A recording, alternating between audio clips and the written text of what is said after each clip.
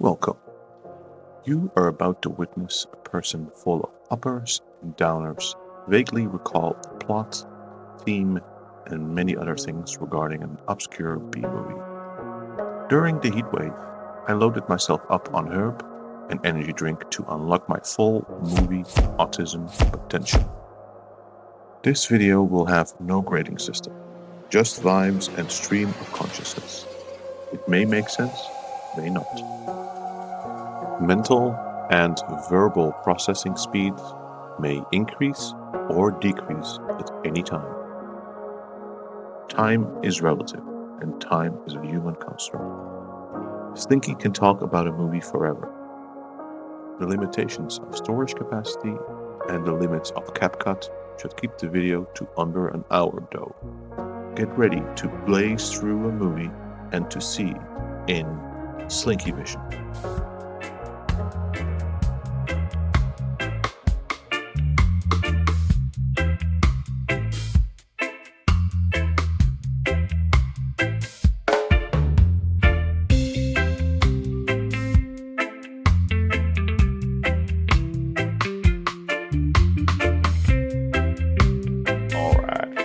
Last night I watched Iron Eagle for the first time in a very long time. Iron Eagle, released 1986, runtime 1 hour 57 minutes. A young pilot plans a rescue mission when his father, an Air Force colonel, is shot down over enemy territory. The director is Sidney Furie, amazing name. He was also one of the co-writers, and the stars are Louis Gossett Jr. and Jason Gettrick and David Suchet, depending which camera I'm looking at. You might see the poster behind me, in Italian, by the way. Neat English name, Iron Eagle. Italian name, whatever that says. My Italian is not great. And German, it's Der Stahlne Adler. As far as I understand, all of them are just literal translations of Iron Eagle, which is a supposed apt name. According to Wikipedia, the budget was $10 million and the box office was $24 million just in the US and Canada. Basics. According to writer-director Sidney J. Furie, the film's working title was Junior Eagle, which is also a very apt name, because it isn't a children's movie, to be honest. Like, there are some elements in there. It's definitely aimed towards boys predominantly. Let's go over the story before we delve any deeper into the nitty gritty. So we start with some airplanes somewhere near the Mediterranean. That's all we really know. 2 American F-16s, and then a dogfight ensues and one pilot is shot down. And then we cut to a US airbase somewhere where we meet our protagonist, character of Doug Masters, which amazing protagonist name. We have a initial action scene that doesn't really tie into the rest of the movie. It's really just there for action. It really doesn't really show anything about the main character's character or his determination. It does show something about skill, I suppose, and pride, but it's really unconnected. This movie is in a lot of the ways very detailed. In other things, it's very, I wouldn't say vague, but there is no character arc, really. It's just people being successful. We get to meet Doug Masters. We see his little brother, which I swear I've seen that actor in a million other movies. We see that he's in kind of like an Air Force, like sons and daughters gang or something, with their own little bomber jackets. Let me put on my special memory glasses for the next, because I can feel my memory getting away from me. Oh yes, we're Air Force gang. Doug Masters and like 2 of his gang members, maybe his brother, I'm not sure. And then his girlfriend drives up, who's being hassled. We see some hunking from a guy on a motorcycle. Basically there are some bullying characters who harass Mr. Masters' girlfriend. which it's just strange. He's like, the guy's in an Air Force gang. You're hassling someone's girl. It's like, what are you doing, man? Like, what are you hoping to get out of this other than just being a jerk? It's just like early antagonist. This entire opening segment from the main character waking up to riding the snake or doing the snake or whatever it is, which is a race between a motorcycle and an airplane, which is stupid in concept. It's just to show some early action, some basic stakes. It's like the opening action scene of a James Bond movie. It's not really connected with the rest, but it's kind of setting the tone for the rest of the movie, which is equipment porn, really. It's an excuse to show airplanes, to show motorcycles, to show tricks, to show loops. Also to take advantage. It's really hard to see in these glasses. I know there's a drink there. I need to use one eye. There it is. Got there in the end, huh?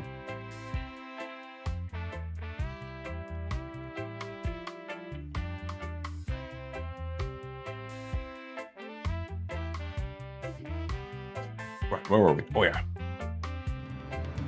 The snake. So, his girl gets hassled. He gets rejected for his application gets rejected for the Air Force Academy. He gets ridiculed, and then we're gonna challenge you to the snake. So basically, our character needs to either do the same route or to do a prolonged route. I don't remember it completely, but it's basically a race between a motorcycle and a plane, and that really, even though it's a Cessna, that really shouldn't be a challenge for the plane, but he comes close. It's also some sabotage, and the guy gets beat. Our hero wins the race, only just lands the plane, and the plane I don't know enough about cheap Cessnas to say it's written off, but he screwed with the engine, and the landing gear completely collapsed. So I don't think that plane is gonna fly anytime soon. And his revenge that he takes on the guy who's been harassing his girl, who challenged him to this race and who tried to basically kill him, one punch to the face, which is lenient, I suppose. Twisted scissors. Not gonna take it. No, we're gonna take it. Lenient, I suppose. Forgot to talk about the soundtrack. Very important part of this movie is the soundtrack, which is, I want to say amazing, but it's really not as good as it should be or could have been. I think that's a better statement. It's good, but it could have been so much better. There's a selection of, I believe, Capitol Records artists, big names. We got Dio, we got Queen, we got King Cobra, Twisted Sisters. We get a lot of big names. Some actual good songs, other songs, take your pick. One of them specifically made for this movie because it's called Iron Eagle. So, there's some investment in it. And the soundtrack album was issued by Capitol Records, LP and cassettes, and later on compact disc. It features songs by Queen, King Cobra, Eric Martin, Dio, Adrenaline, George Clinton, and more. In 2008, Barase Saraband, whoever that is, released the original music score by Basil Polidoris as part of their CD. Music-wise, sound-wise, it's really well done. Even the sound effects, the punch sounds, the shot sounds, the sound when a missile locks on, like it's very video gamey. It's very everything makes the sound that you want it to make in an action movie, which I approve. Come on. There you go. Okay. Thank you. From punches to gunshots to fire bombs, machine guns, missiles, you name it. I've seen some people compare this to Top Gun because it's an airplane movie, which is fair. I've seen someone say this is like the PG-13 or like the family version of Top Gun, which depends on your definition of all of those words. Top Gun, it has airplanes in it. It doesn't have any romance. There is a girlfriend character and there is a mother character, those are the only two women we see. Well, that's not true. In the bad guys' lair, there are some people, but they're dressed to a point where I can't tell what their gender is. Considering they filmed a lot of that stuff in Israel, this might be just some Israeli soldiers in drag, for all I know. Plus that there's no beach scene, there's no hunkiness like there is in Top Gun. The planes that they're using are like in this movie, it's F-16s and Israeli knockoffs of French planes. So there's no F-14s like you have in Top Gun. So it's other than it's a plane movie and an action movie, I don't see a lot of overlap there. Storyline wise, you can compare it to a lot of things. I've read somewhere that's it's structured like a Western movie, which I'm supposed I can tell like a young gun and an old sheriff going out or something. But I really feel like it's more like Karate Kid. You got the sensei, you got the young grasshopper, and even like the last 30 minutes, it's basically just I would say just a 30-minute trench run like you had in Star Wars: A New Hope. But instead of Obi-Wan doing his interstellar projection or whatever you call out, what he's doing is telekinetic, not orangey.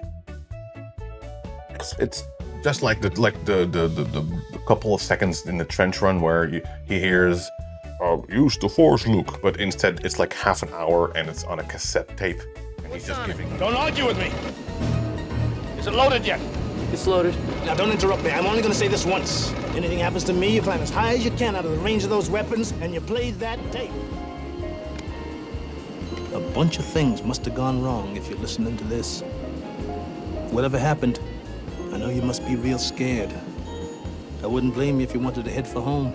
He's basically giving him a walkthrough to like a really advanced version of Star Fox. And the solution to everything is to do a barrel roll. Like the amount of barrel rolls that... A barrel roll? Every maneuver is a barrel roll. Since they actually filmed like fighter jets doing that, like I'm sure that's how combat looks, but it's... I'm enough of a playing guy to know that this is not how combat works, at least not consistently. This is... All the combat we see is dogfights.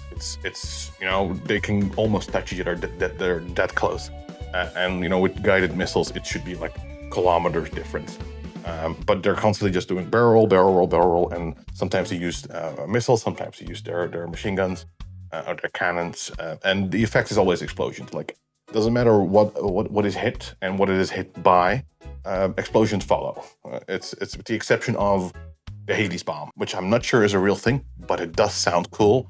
And Hades flames, apt name.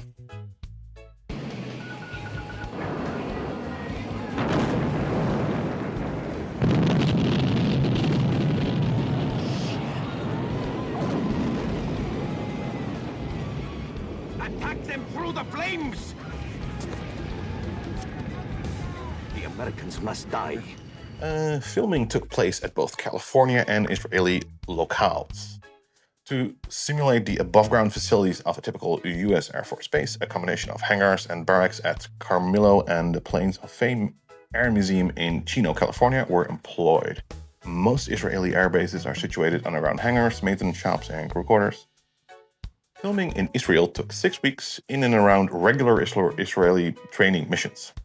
Aircraft used for both American and Billion Air Forces were Israeli jets, single seats F-16As, two seats F-16Bs, and F-21C2 KFIR.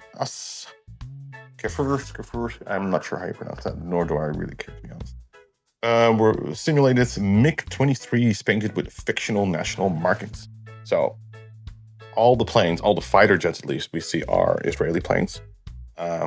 Of 2 models, well 3 if you count the difference between a 1 and 2-seater.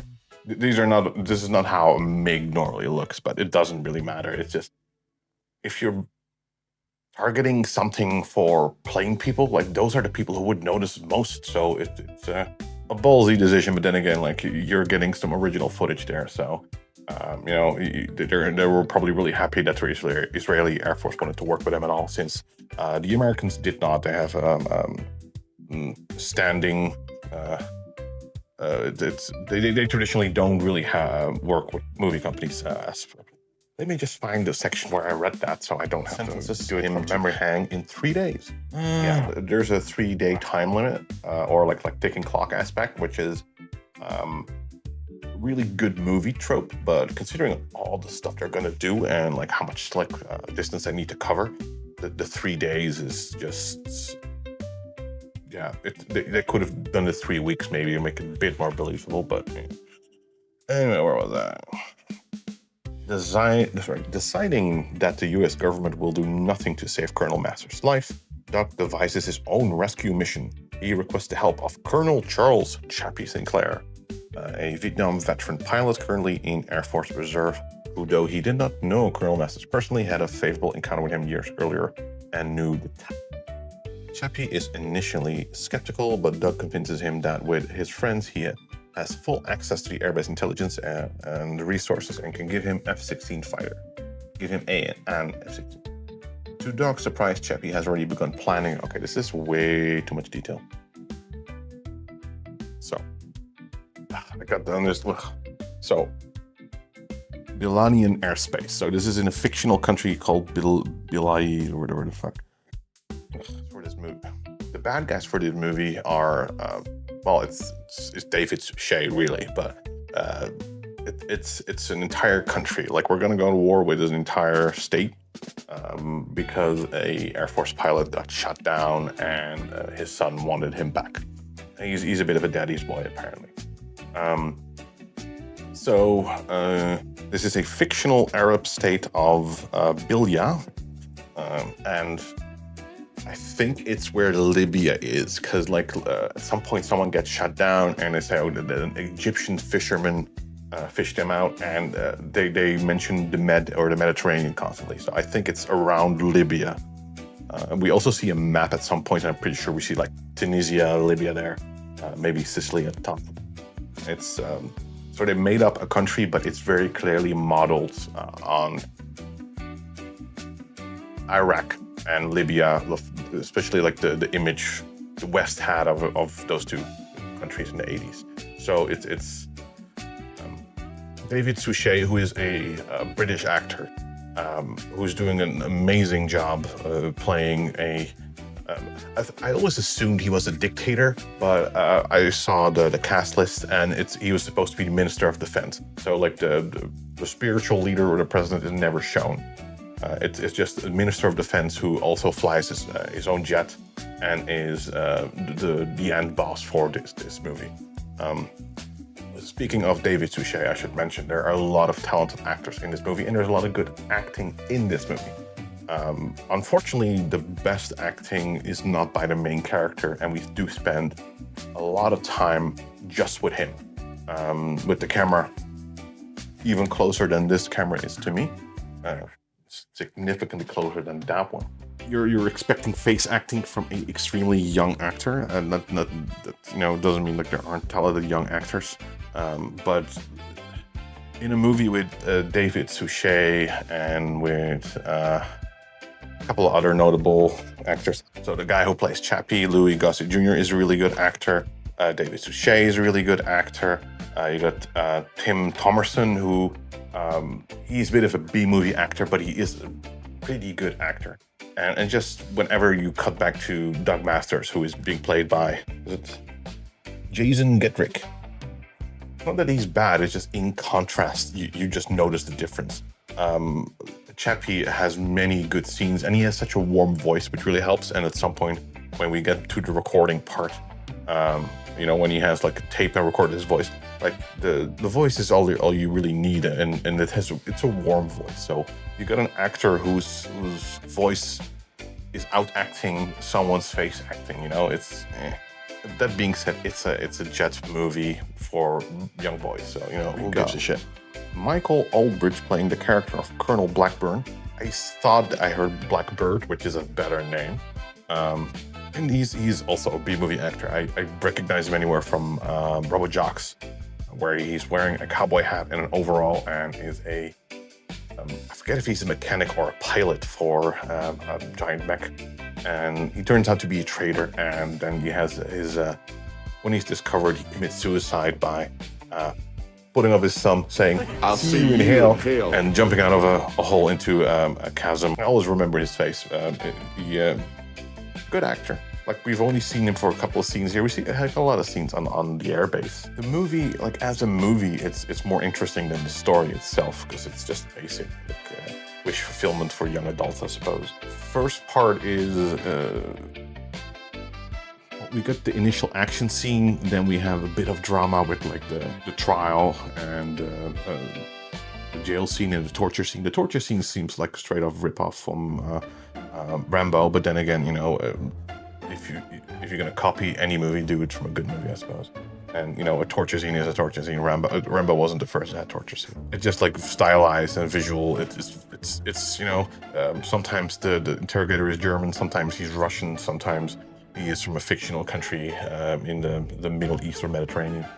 It's a very 80s pattern for a bad guy in military dress. Action scene in the beginning, a little bit of drama. Then we have the middle part is just a planning phase and also hijinks phase.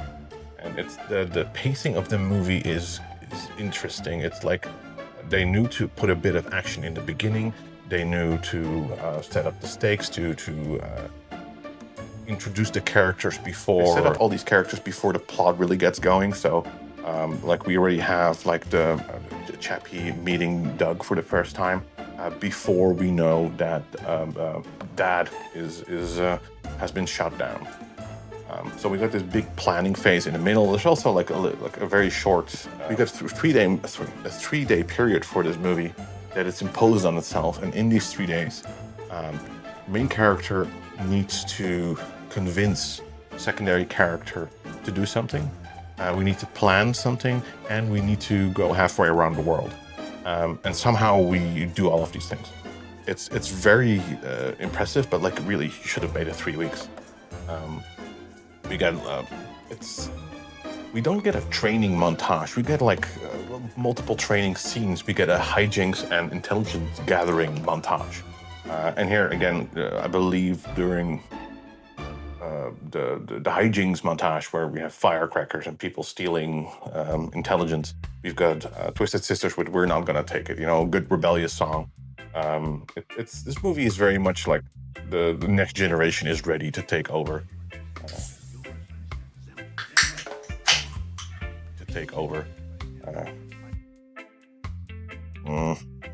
Interesting lighting setup I got going on there.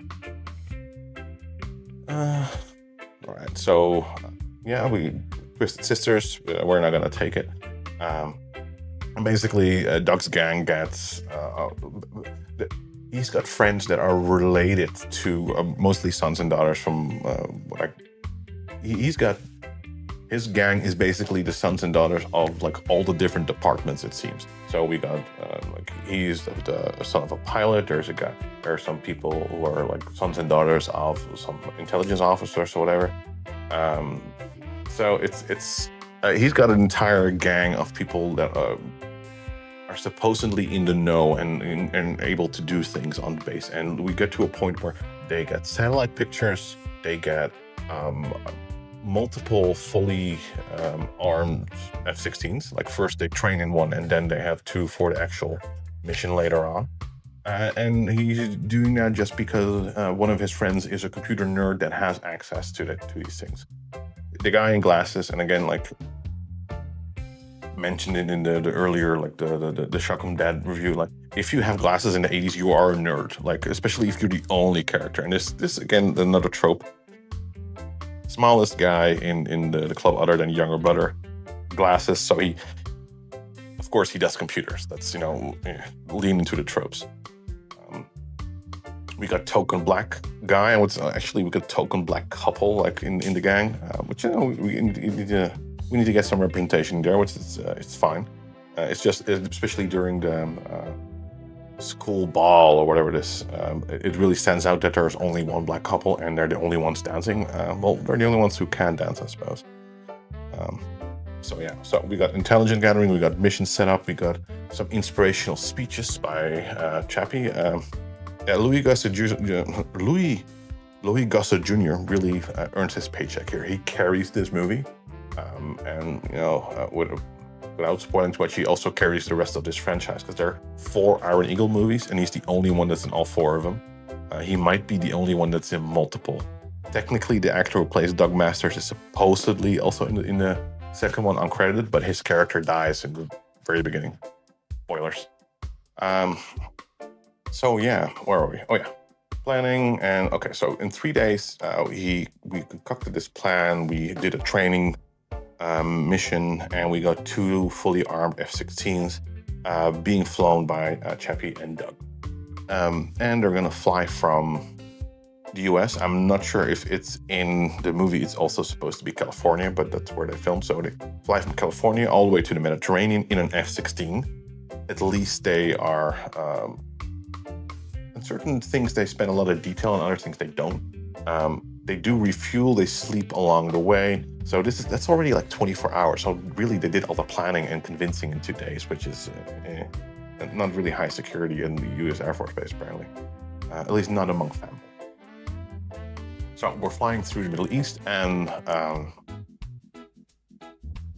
they, after the last refueling, they get ready to attack. And basically their plan is to fly under the radar to save Dad. So we're gonna save Dad, and we're gonna do that by attacking a Arabic country with 2 planes, because the government's not doing anything, so send 2 F-16s.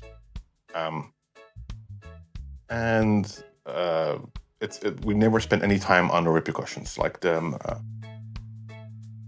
reason the initial shoot down happened was because posturing or the bad guys doing bad things. But throughout this movie, we're gonna explode oil reserves in a sizable part of the Air Force. There's no way people didn't die from.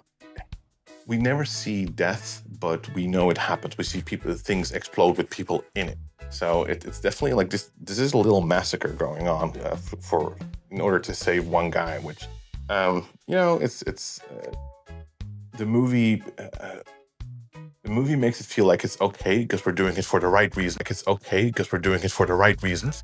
But it's, especially in 2026, where we have another war in the Middle East.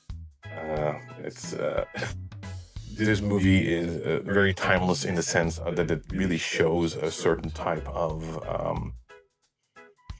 view of the world.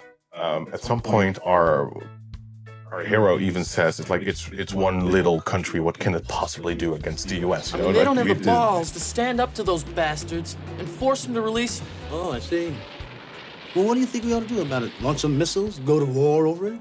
No, of course not. But how tough could it be? They're a shitty little the country. US, they have this view of this superiority of themselves. In the movie, they are completely correct. So, well-founded. Because these 2, technically there are 2 planes coming in, but Chappie gets shot down quite early. It's like the not the first hurdle, but the second one, and he gets shot down by anti-aircraft battery, not even missile, but little barrel thing going on. It's the combat itself is the dogfights don't really make sense from. Sorry, sneezed. Dogfights aren't really realistic, and the defenses aren't either. Then attack, we see other defenses of this country, which include helicopters, some anti-aircraft flak weapons, and that's what gets Chappie's F-16. He gets shot down by a really relatively short distance weapon and low-tech weapon compared to all the other things that are going to use later. So it could have done it differently, but this way, at least it doesn't explode. It's just damaged, and he takes at least one more out before he crashes. And this movie is really good in screaming names. So we gotta.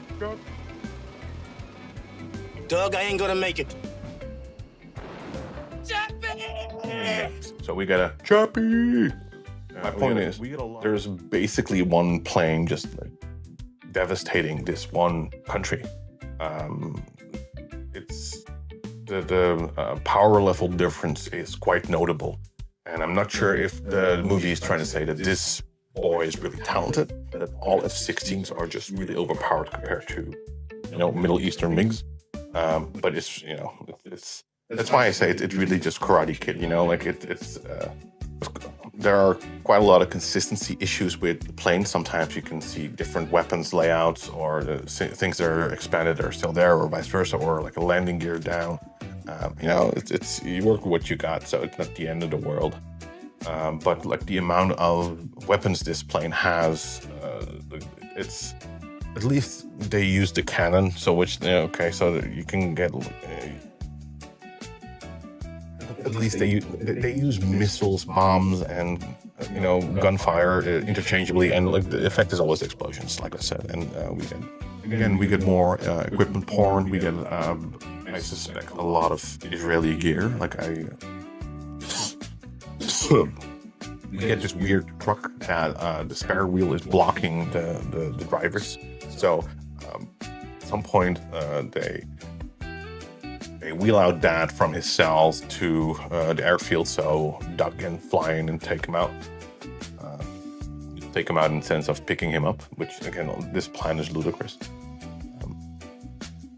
But he has to drive. He asked for a Jeep, but Jeep just means any 4x4 really. But he gets a truck, and he needs to walk all the way around the front because the spare wheel is intentionally blocking the driver's seat, which is like, if you're gonna block any seat, why would you do the driver's seat? Or is it supposed to add some extra protection or something? It's an interesting design decision from whoever made that.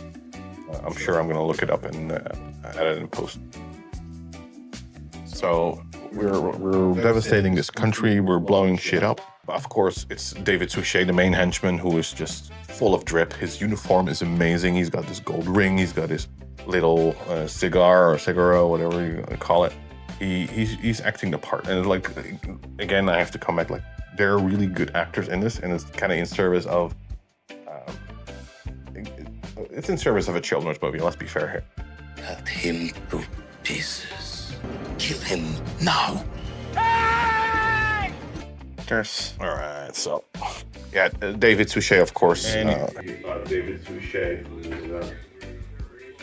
Hercule Poirot. David Suchet, of course. Hercule Poirot. I'm getting better in pronouncing it. In my mind, I always pronounce it perfectly, but when I actually ask my tongue to do it, it sounds inconsistent.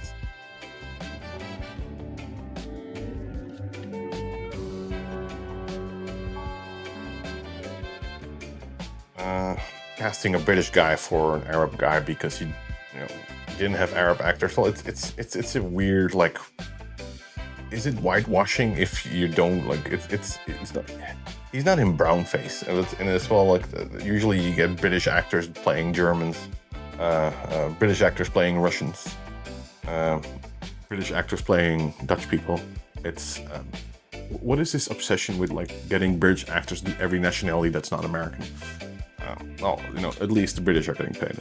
I saw this movie many, many times, at least over a dozen times. I had it on VHS.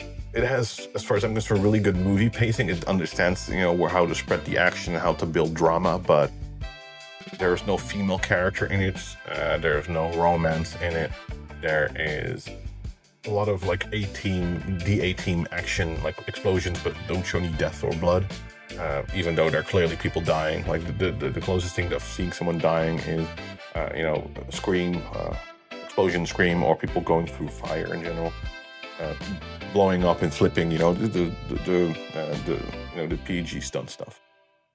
The soundtrack is really good. So if you're into this type of music or just nostalgic for the era, you'll like it. He's got this big ass tape deck that he straps onto his leg, and that's the best gimmick of the movie. Doug Masters has no charisma, but his soundtrack does, and he straps this big tape deck, and he can only fly if he's got rhythm, and he gets his rhythm from music. And play the right music. You guys ain't and later on we see a chappie who listens, instead of rock, he listens to jazz. So there's definitely a really big music connection here, which is smart. like from a movie point of view, that they've added so many things in it that a big group of young boys from the 80s would love this movie, but probably no one else. It's a highly specialized product, and the music aspect, I've seen all the other Iron Eagles, but not as many times as this one, and they all completely dropped the music aspect from what I remember. So is this a good movie? I can't even qualify, because it has some B-movie aspects in it, but it's clearly made by a big studio. There's clearly budget in it. The soundtrack is the quirkiest and the thing that has the most character in it. It is like action schlock. So if you like action schlock and explosions, this is for you. If you want deep story, it's some great hammy 80s acting by a lot of different people. Unfortunately, not by the protagonist. This movie has a lot of nostalgia for me, but I cannot, unless you're looking for pure distilled 80s, but minus women, wine,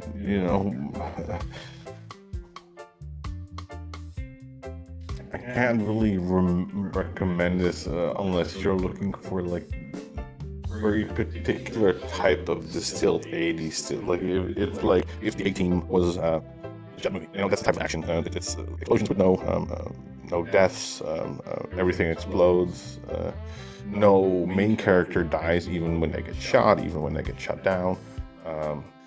But in reality, if someone would actually try this, depending on where the country is, either the Suez Canal or the Strait of Hormuz would be closed. So we don't really dwell on the aftermath. Happy ending, everyone's alive, even the court-martial is thrown out and he can go to the flight school. Everybody's happy until the sequel where Doug dies in the first scene, so yay. The problem is with this movie, when you try to review it or critique it, is that it's a very specific niche. If you're a young adult male, especially around 80s, 90s, this is your thing. This is explosions, airplanes, equipment. You're gonna love it. If none of your interests are tickled, this is gonna be boring ass slog. It's 1 hour and 50 minutes, and it has a lot of holes in it, in a sense of there's loads of segments of general audience that will not be entertained by this. So if this is your thing, you're going to really enjoy it. If not, you're going to really hate it. There's probably not really anything in between, unless you're a popcorn viewer. My glasses were steaming up.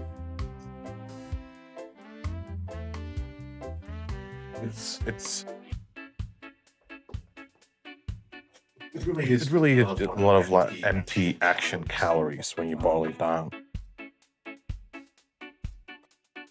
If this movie was a meal, it would be a lot of empty calories.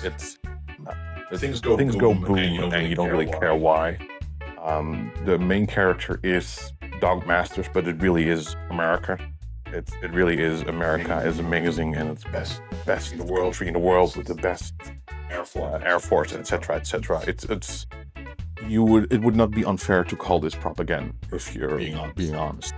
The best way to enjoy this movie is to kind of shut your brain off and just watch it as a popcorn movie with loads of explosions and hey moments but don't expect deep plot. It is a personal story though, so there are emotions and there are good actors doing good acting. But that's not what the movie is about. This movie is about planes and explosions. Another way to explain the movie is a shot of the 80s. Straight to thing. It's just distilled 80s, but very specific part of the 80s. It really feels like the A-Team to me, just because stunts and explosions and nobody really dies. And lip service is paid for safety of others, and loads of plot armor all around for certain characters. In the end, every movie is someone's kink, it's someone's jam, it's someone's niche. So if this is yours, you may enjoy it, but don't fool yourself. This is not a great movie. It falls into for a lot of people, it will fall into the middle of the road of like just 80s schlock that, you know, is best forgotten.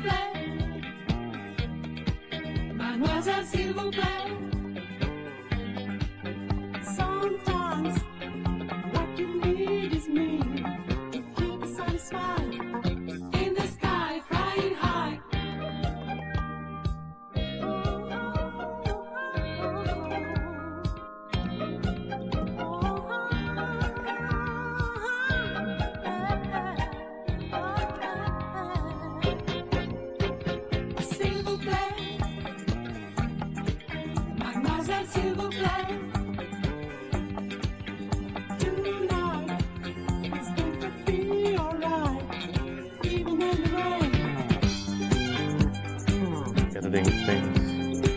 A barrel roll. Cool barrel roll. A barrel roll. Cool barrel roll. A barrel roll.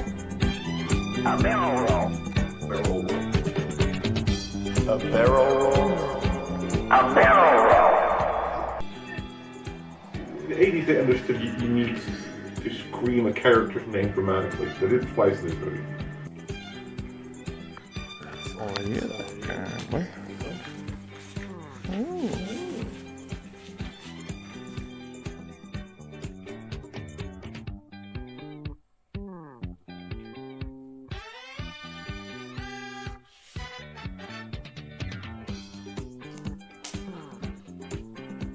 Well. I love the little radar overlay. This kid looks familiar. I've seen him on other things. Don't care enough to look.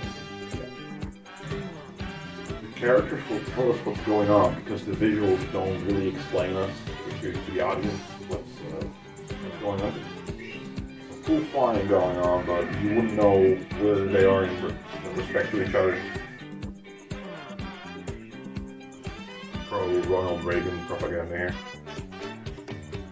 Yeah, so in this movie we're gonna basically level a Middle Eastern or Gulf state because we're seeing that. It's a timeless movie in many ways. There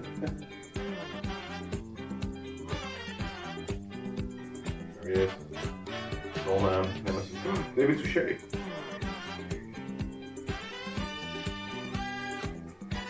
Old man, Nemesis. He's in so many. The British man is acting like he's saying here. Again, very good actors in this fucking movie.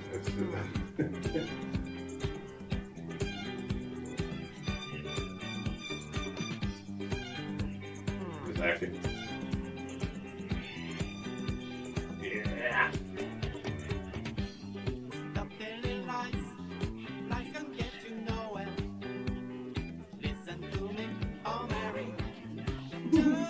The sass, man. Sass, I love it.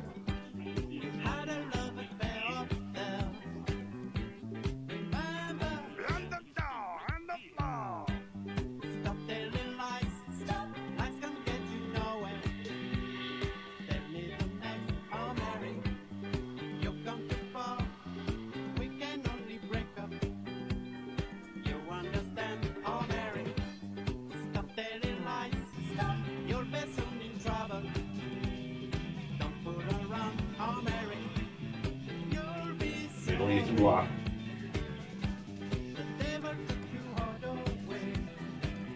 saw some Russian airplanes and helicopters there.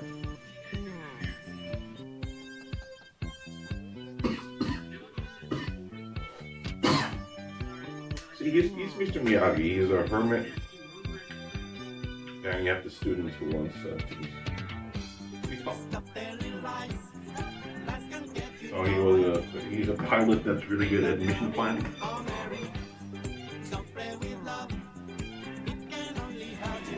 So he needs music to be in the zone.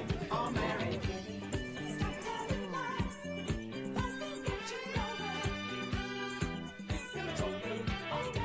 get that back even if he's closing the Strait of Hormuz.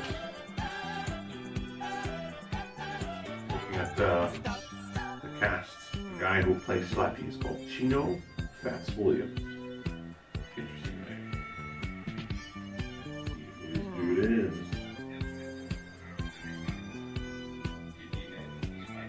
He was the Terminator. Weird science. Oh. He was the truck driver in the beginning of Terminator. The first Terminator. Nice.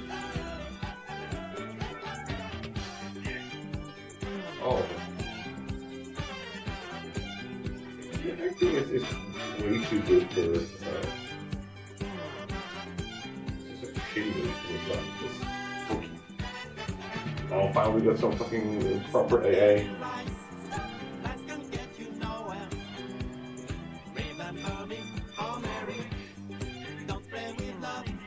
Look at this teenager trying to convince this retired colonel to commit war crimes.